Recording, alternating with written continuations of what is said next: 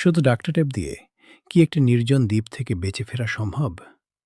ভাবুন তো, আপনি একটি নির্জন দ্বীপে আটকা পড়েছেন। চারদিকে শুধু সমুদ্র, আর আপনার কাছে আছে মাত্র এক রোল ডাক্ট টেপ। শুনতে অবিশ্বাস্য লাগলেও অনেকের দাবি শুধু এই একটি জিনিস দিয়েই বেঁচে থাকা সম্ভব।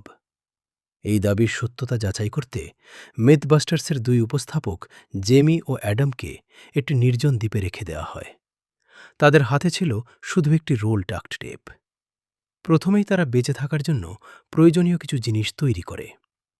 তীব্র রোদ থেকে বাঁচতে বানায় টুপি, পায়ের সুরক্ষার জন্য জুতা এবং বৃষ্টির পানি সংগ্রহ করার জন্য একটি কাপ। এরপর খাবারের ব্যবস্থা করতে ডাক্ট টেপ দিয়ে তৈরি করে সহজ কিছু ফাঁদ। বিশ্রামের জন্য বানায় একটি হ্যাম্ক, আর প্রয়োজনীয় জিনিস রাখার জন্য একটি ছোট বাক্সও তৈরি করে। তবে সবচেয়ে কঠিন কাজ ছিল দ্বীপ থেকে বের হওয়া। সেজন্য তারা বাঁশ ও ডাক্ট টেপ ব্যবহার করে তৈরি করে একটি জলরোধী ভেলা। সবকিছু প্রস্তুত হওয়ার পর তারা সেই ভেলায় চড়ে সমুদ্রের পথে যাত্রা শুরু করে। প্রবল ঢেউ, গভীর পানি, সব বাধা পেরিয়ে ভেলাটি ঘণ্টার পর ঘণ্টা ভেসে থাকে।